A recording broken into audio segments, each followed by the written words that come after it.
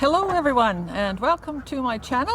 My name's Wilma and this has to be the umpteenth attempt at doing this particular episode.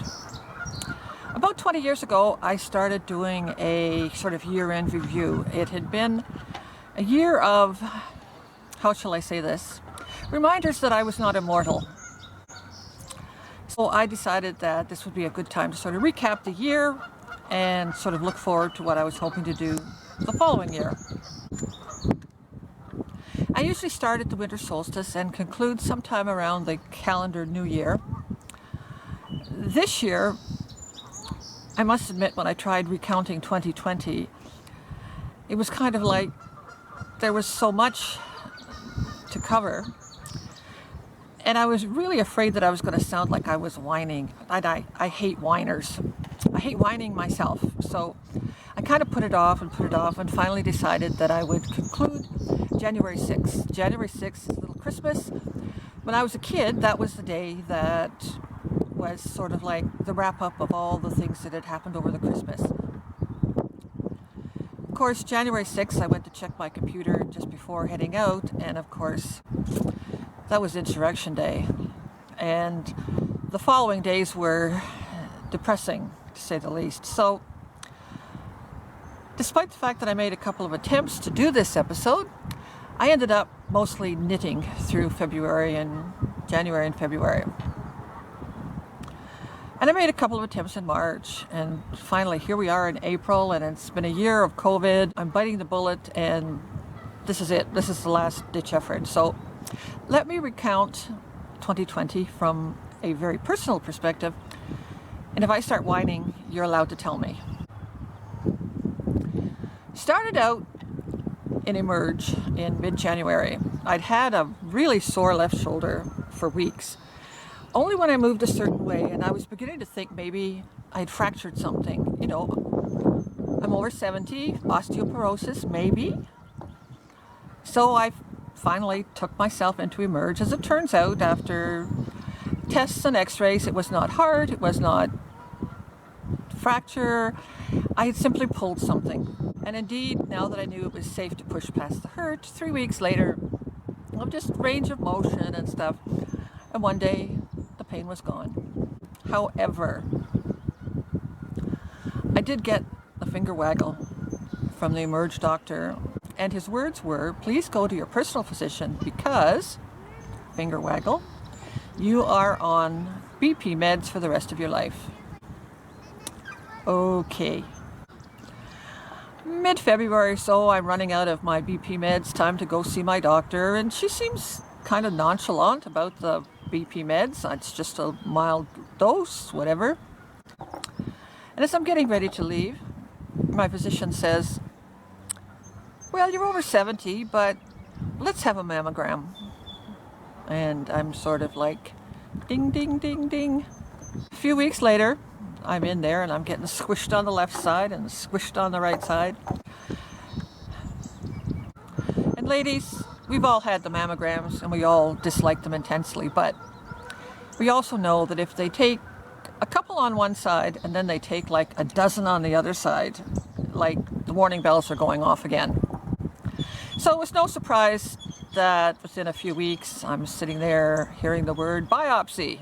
And if they're thinking biopsy, then it's not much of an extension from there to find yourself a few weeks after that walking into an operating room that looks like something out of a Star Trek movie. It's all blue and white and bright, and there's like 5 uniformed ladies sitting around, and they're all putting their attention on you. Okay, this is the 8th of April by this time. So we've gone from hearing the word COVID as just sort of a word thrown out by our news agencies to outright lockdown. Because by early April, we were in the first together apart time.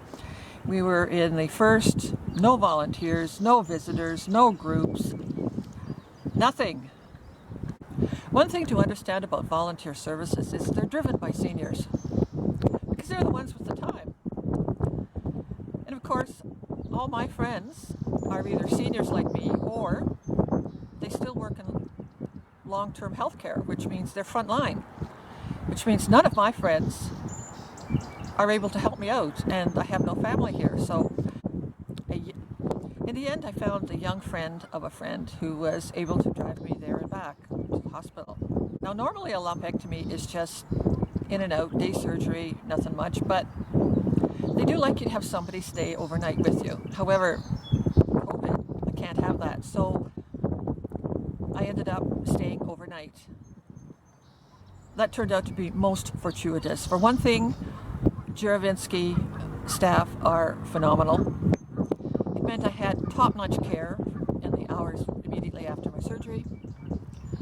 It also meant that they caught something that I was unaware of, and that was sleep apnea. In fact, I had the nurse at my bedside more than once saying, wake up, because I had stopped breathing. Now, for those who need a definition of sleep apnea, think of it as crib death for adults. Your breathing is interfered with, it's interrupted for whatever reason. When you stop breathing, you stop feeding oxygen to your system, your brain gets starved, your body gets starved. If it gets bad enough, you have a heart attack and you die in your sleep. When I checked out the next morning, one of the things on my discharge papers was referral sent for sleep study. Okay, we're still in lockdown, and we stayed in lockdown for weeks. We stayed in lockdown through my radiation treatments. Fortunately, there was a program in place just for COVID, for cancer patients, where the hospital and a certain medical driving service provided rides for cancer patients who would otherwise have to go without treatment. So I had a cab come pick me up, take me up for my treatments, then bring me back home. It was weeks after my radiation was finished before things opened up enough for me to go have my sleep study done, and then it was weeks after that before I actually got the diagnosis and the referral and my CPAP machine. Now, if you don't know what a CPAP machine, this is what it looks like.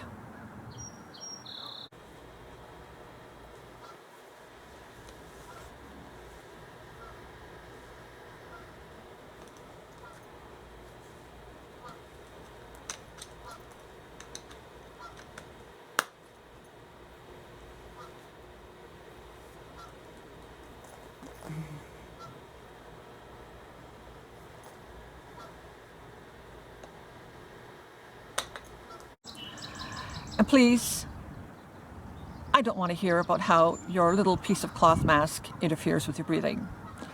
Because those of us with varying degrees of sleep apnea have to have something like this strapped to our face for the night, with air blowing up our nose so that we don't stop breathing and die in our sleep. So you will have to excuse me if I am not overly sympathetic with you and your cloth mask protest. And that's my little soapbox thing for today. However, because of the length of time from beginning of April to the beginning of November, I had, 7 months of knowing that theoretically I could simply stop breathing, have a heart attack, and die before I woke up the next morning.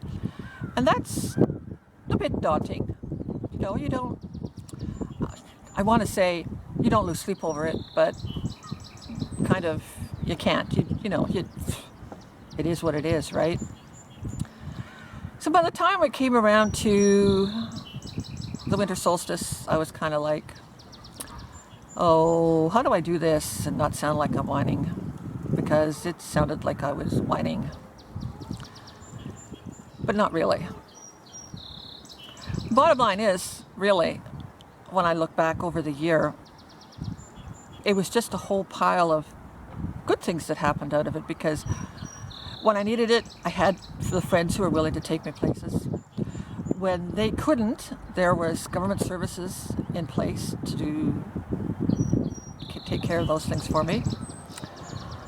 Our healthcare system paid for all the treatments. I mean, there was no money out of hand for me virtually. There was a little bit of prescription costs, but not much. And I ended up, I didn't die. I mean, I dodged COVID. I dodged cancer for now. I dodged sleep apnea. I didn't have to dodge a truck. I did that 40 years ago. Been there, done that. But all in all, despite the fact that it was in some ways a difficult year, I actually came out of it in pretty good shape. For that, I'm going to make it now I'm going to do an episode of what I see coming up for this year. Much of it I've already got in place. It's sort of ready to go. I want to do something that is upbeat and cheerful and full of prospect. So stay tuned to the next episode, won't you? And thanks for hanging in. And tell me I didn't whine. I hate whiny. Ugh. Bye for now.